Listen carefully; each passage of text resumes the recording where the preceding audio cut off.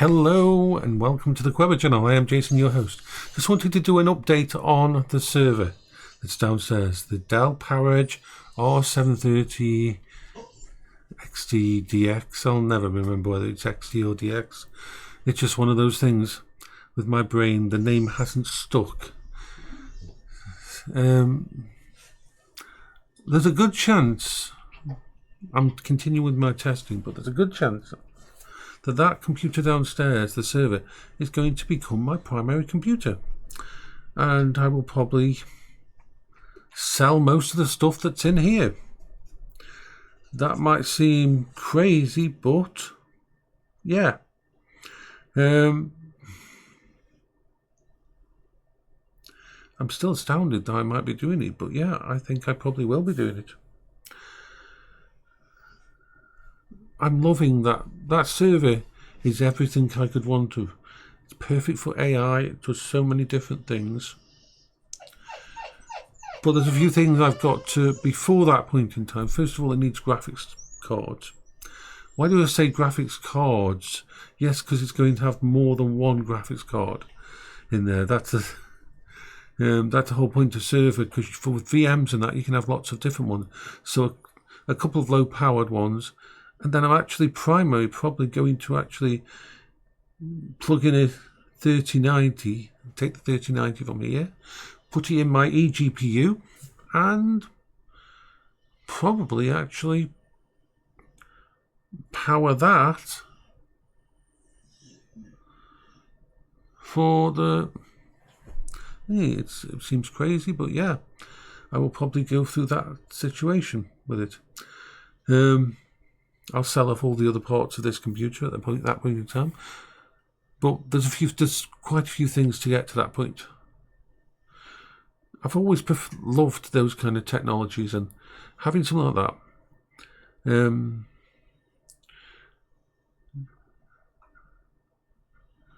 I'm still deciding how to interact with it. How to connect it, whether do I want it in this room? The fans do ramp up when it's being used, or do I want to put it in the cupboard? If I put it in the cupboard here, I've got to make sure that I get vents to the outside and an extraction fan system, which would cost, because otherwise it won't have enough airflow. I could leave it downstairs in the kitchen, and then I've just got to figure out how to connect it from down there to here. There's many different options for that. Before all that, I have to upgrade it in ways that you normally wouldn't do with a server. Now, it's possible, quite easy actually. There's so much. In fact, someone did a freaking awesome picture. Let me go grab the picture. Pause it. Okay. I was asking about.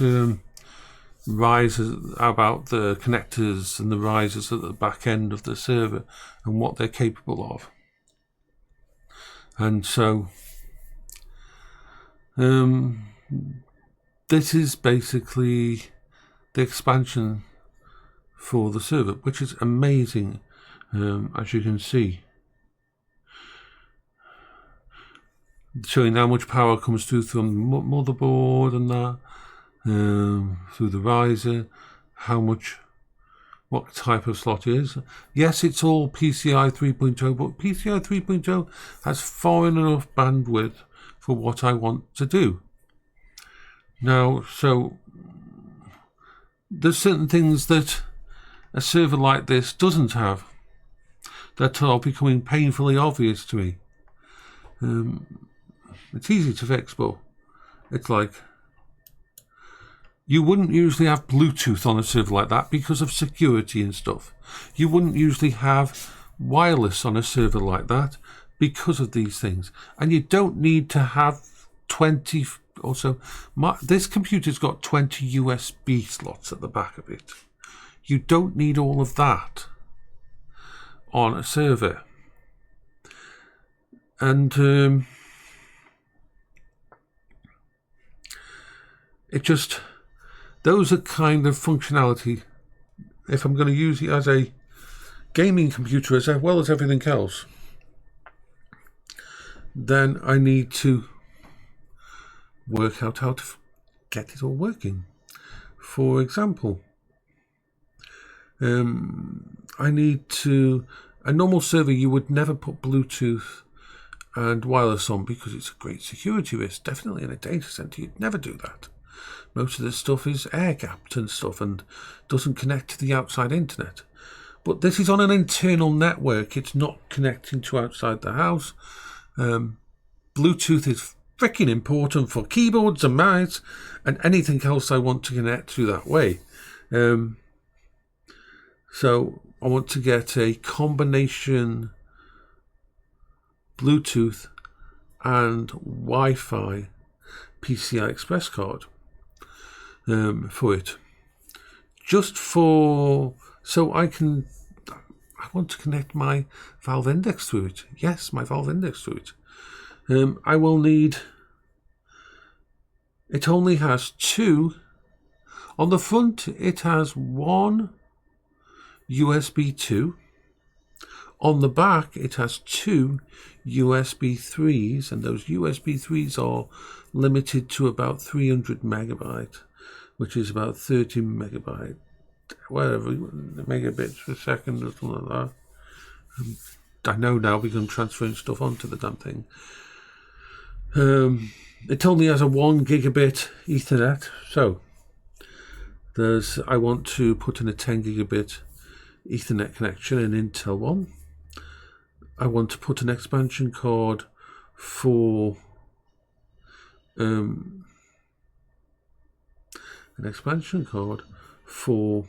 USB 3.2 connectors.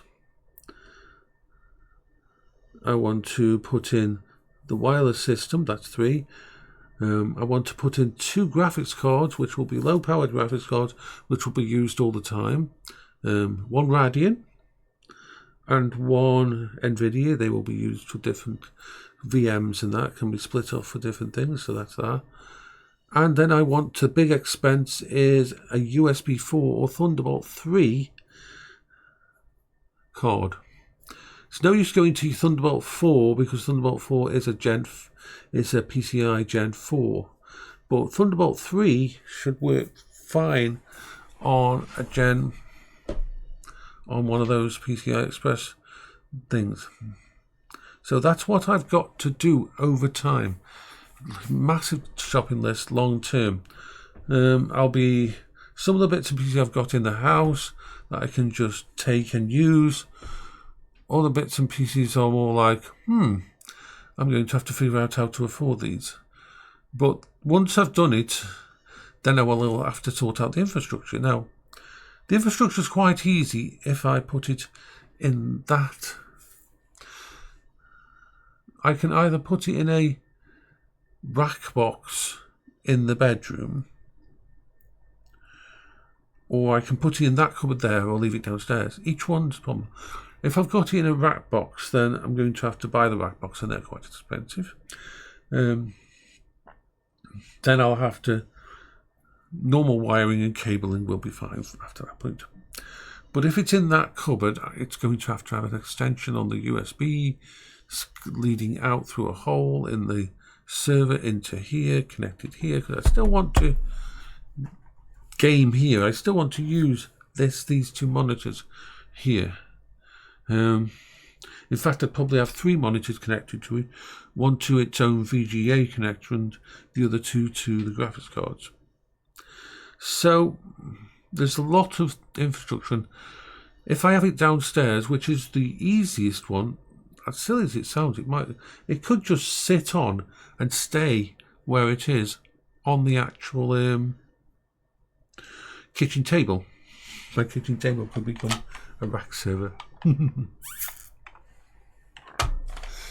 But then if I want to game still here, I've got to connectivity through all of that from there to here, downstairs to here. And I know there's stuff you can do with bloody fiber optic and stuff like that, but that's fucking expensive. The kind of thing that Linus did, connecting his computer through a series of thingy to a network hub. So all of it has problems and that, but the benefit is having a freaking server in my room. And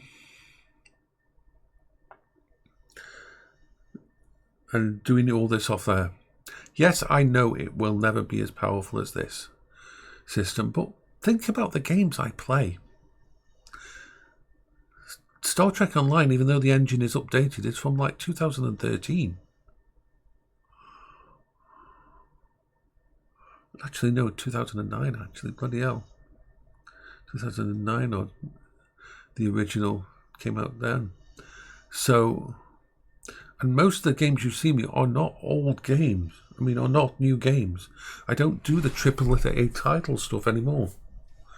So my brain is having a lot of happy time challenging and thinking about all this.